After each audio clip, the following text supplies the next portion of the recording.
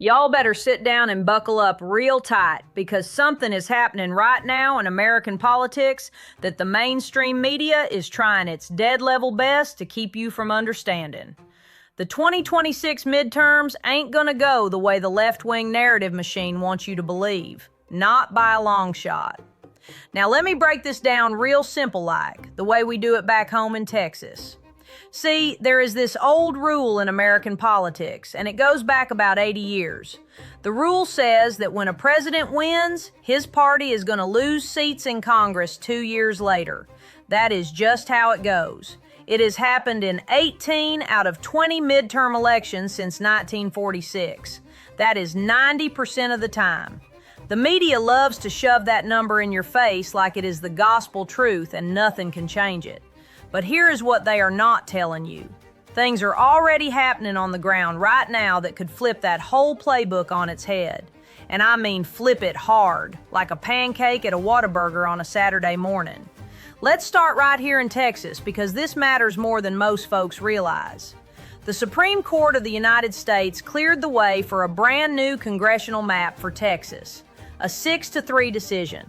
And what that new map does is position Republicans to pick up potentially 5 additional House seats going into November.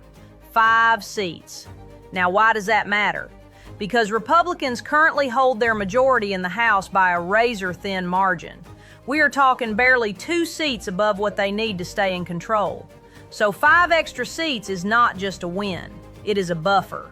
It is the difference between keeping the agenda alive and handing Democrats the keys to the whole dang barn. The left is screaming about this being gerrymandering, but here's the thing they skip right over. Partisan redistricting is legal. The Supreme Court settled that back in 2019. Democrats did the same thing in California the moment Texas moved. They pushed through their own new map to try and cancel out the Texas gains. So if it is so wrong, why are they doing it too? Exactly. They know this game matters and they are playing it just as hard. They just do not want you seeing Republicans play it better. And Texas was not alone. North Carolina passed its own GOP-friendly map that could hand Republicans an additional seat, and Indiana lawmakers moved on redistricting that could deliver 2 more. Florida is also in the mix, with leadership there pushing to redraw districts that could swing up to 5 more seats toward the Republican column. When you add all of that up across multiple states, analysts estimate the redistricting battle could tilt somewhere between 12 and 14 seats toward Republicans. Now, that does not make up for every vulnerability Republicans face, but it changes the math in a very serious way. It means Democrats cannot just rely on historical trends being on their side. They got to fight for every single district, and the map has shifted under their feet. Now let us talk about the Save America Act, because this one is a real barn burner. The Senate is in the middle of marathon debate right now on legislation that would require proof of United States citizenship to register to vote, require voter photo identification at the polls, and put serious restrictions on mail-in voting. The Democrats are hollering that this is suppression. They are throwing every piece of spaghetti at the wall they can find. But here is what the actual polling says. A Harvard Capps Harris poll found 71% of Americans support the Save America Act. That includes 69% of independents and about half of rank-and-file Democrats. 84% of Americans support voter identification requirements at the polls, with support from 98% of Republicans, 84% of independents, and 67% of Democrats. That is not a partisan issue. That is an American issue. You want to vote in this country? Prove you are a citizen of this country. That ain't hard, y'all. That is common sense. You need an ID to buy a beer, to get on a plane, to pick up a package at the post office. But somehow asking for one to decide who runs the most powerful nation on earth is too much. Give me a break.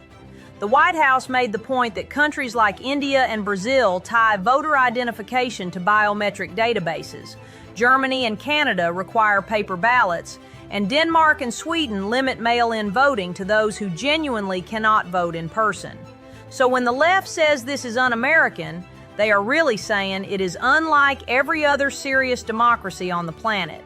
That argument, dog, do not hunt. Here's what the chattering class on the left is really scared of when they look at this redistricting map and this election integrity push together. It is not just about one election cycle. It is about what happens when you run a clean system with verified voters in properly drawn districts. The structural advantage starts to reflect the actual political makeup of this country, not the inflated numbers you get when the rules are written to maximize chaos and minimize accountability. Look, the media will keep showing you that Democrats lead on the generic congressional ballot by 3 to 5 points, and they will tell you that history guarantees Republicans lose the House. But here is what the polls do not measure. Redistricting is not a poll. Redistricting is a done deal. Those maps are already drawn. Those districts are already set. The candidate filing deadlines already passed in Texas under the new lines. What is done, and no amount of pundit hand-wringing is going to undraw them lines.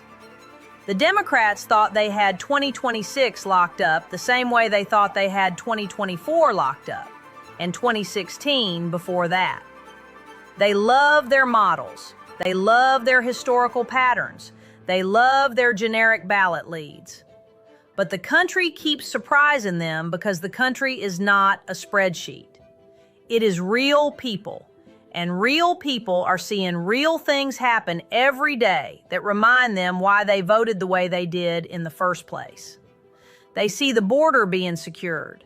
They see trade deals being renegotiated. They see someone in Washington who fights back instead of folding like a cheap lawn chair every time a reporter gives him a mean look. That matters to people. That energizes people. And energized people show up. The other thing nobody wants to talk about is retirements. As of March 2026, 36 Republicans and 22 Democrats have already announced they are not running again. Now that sounds bad for Republicans at first glance, but here is the analysis the media skips. A Republican who retires in a safely redrawn district is still a safe Republican seat. A Democrat who retires in a competitive district is a pickup opportunity. The quality of the seat underneath the retirement matters more than the number of retirements. And with the new maps in Texas, North Carolina, Indiana, and potentially Florida, several of those Republican retirements are in districts that just got drawn to be even safer than they were before. Meanwhile, some of the Democrat retirements are in places where the new lines make their old territory harder to hold. I'm going to be real with you, the way we are real with each other out here on a gravel road with no audience around. Is this going to be easy for Republicans? No. The historical headwinds are real.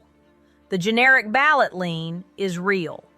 The margin in the House is so thin right now that Republicans cannot afford many mistakes. But the ground has genuinely shifted. The maps changed. The election integrity push is real and popular.